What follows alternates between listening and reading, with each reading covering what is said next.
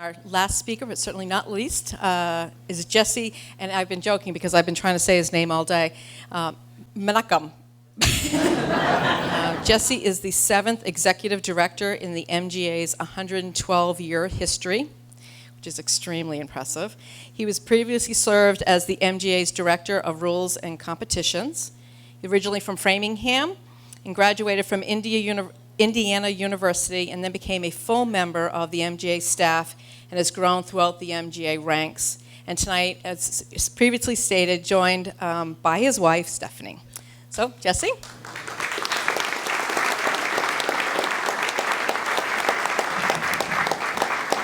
Kendra, thank you so much. Ladies and gentlemen, good evening. For me, it's really a treat to be here, and for all of you, to welcome myself and my wife. Thank you so much. A hearty congratulations to each and every one of you, members past and present. I really want to thank Steve here and also Ed Reed for inviting me here to represent the MGA. What an amazing accomplishment, an amazing feat to celebrate a centennial year. I've only been a part of the MGA for about 10 years, so it's only been a couple centennials that I've been able to enjoy and celebrate. But really want to commend the club, members, board members, committee members for putting an event like this together over the years. Just to have a club like this thrive, and meeting many of you tonight, sensing the camaraderie, the sense of family. You can really tell the generations upon generations of family members that have enjoyed this piece of property. It's a special place. I do regret that this is my first time here, but Steve was able to give me a nice tour of this facility here, and I do look forward to coming back in the future. So you've got one of the best in the business here that put together a very special book in front of you tonight. I did have a chance to get a sneak peek the last couple of weeks. So Gary Larrabee really did a tremendous job along with those involved here at the club, and I think each and every one of you should enjoy that and cherish that because, again, on behalf of the Massachusetts Golf Associations, the Massachusetts Golf Association, the 360 MGA member clubs and 84,000 member golfers, really want to congratulate the club here on such a successful accomplishment. Steve did ask me, yes, round of applause, please.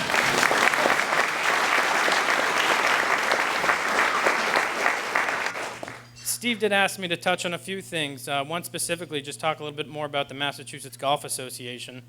Many of you are probably familiar. We do fill up your inbox quite a bit throughout the year, getting your handicap e-revisions. But in addition to that, there's many more things the MGA is responsible for, one of which is promoting and preserving amateur golf throughout the Commonwealth.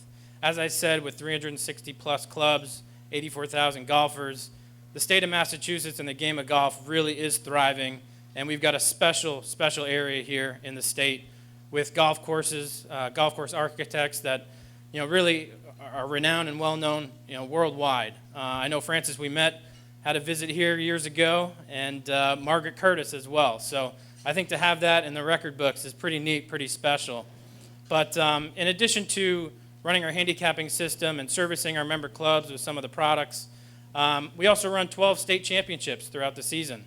We actually have our 107th playing of the state amateur coming up just a few weeks at Oak Hill Country Club.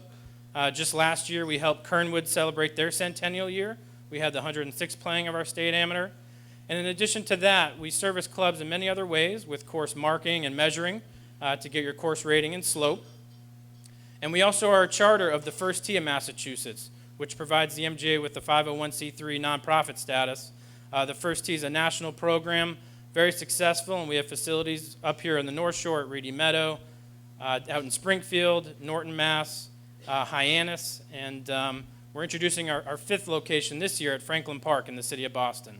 So it's really a way for us to give back to the game, get more kids involved in the game, and really look to the future. And I think that leads me to where the game is currently. As many of you know, the younger age generation is starting to take over. I joke with my wife. We named our son Jordan, and you can probably understand why. No, but all kidding aside, Jordan Spieth, obviously he's been running away with some of the recent major championships. But really the game of golf, we are doing very well. It was a couple of years where you may have seen some course closures, things of that nature. But here in Massachusetts, we've actually stayed very strong. As I said before, our membership has stayed level at 84,000 for several years now, and it's actually climbing this year. We're starting many more initiatives to get younger kids females, mid-amateur players into the game. And I think it speaks volumes when I come to a facility like this. Steve and I were talking earlier during the cocktail hour. When you have a 9-hole golf course, it is just so much more welcoming and inviting to the constraints that this game really has on players. As we know, time is of the essence. People want to spend more time with their families, participating in other sports, things of that nature. But when you have a 9-hole facility like this, it takes 2 hours out of your day, a very enjoyable round. You can walk the golf course, and really, it's really no burden on anybody. So, to me, I see that is really the future of where the game is going, to make it more accessible, more enjoyable, more fun. I know Tee It Forward is a very strong initiative, so I think you have a fine product to celebrate another 100 years, hopefully more. But once again, I think on behalf of the MGA, we want to really celebrate and cherish this accomplishment for the club. We want to thank you for your support of the Mass Golf Association as a club and as members of our association. And we also want you to know that we're here to help. If there's any questions, anything that comes up throughout the year, please don't hesitate to reach out. We'd be more than happy to assist Steve and his staff and any individual member for that matter. So once again, thank you so much. Congratulations, and enjoy the golf season ahead. Thank you. Thanks, Jesse.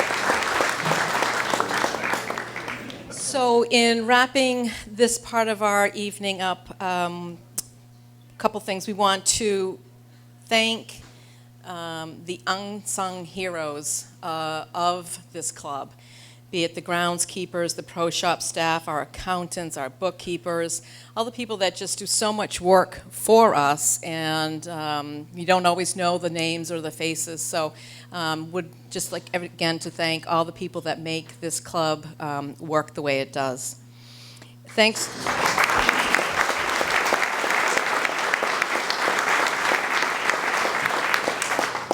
Two people that are incredibly valuable to us, Steve Clayton and Bill Yannikakis. I don't even think there are words to start.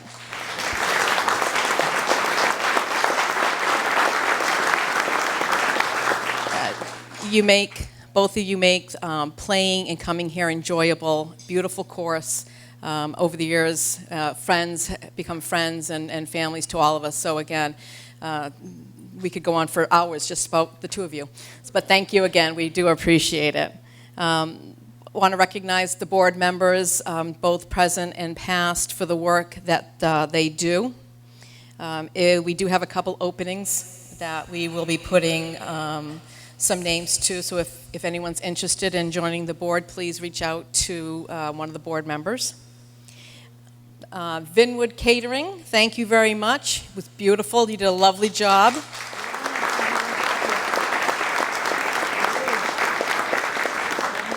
Thank you, Jim Moses, for the music and the entertainment. We're going to have a great night here. And then we had special candies on the table from one of our newer members, Billy Phillips. So she graciously gave us some candies from Harbor Sweets. So enjoy it.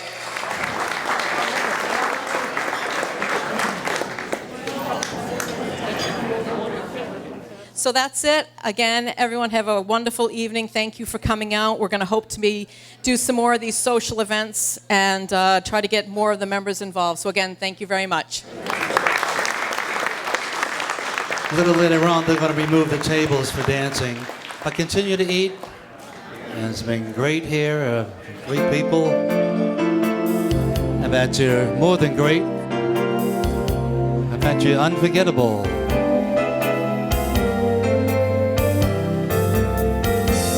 Unforgettable, that's what you are.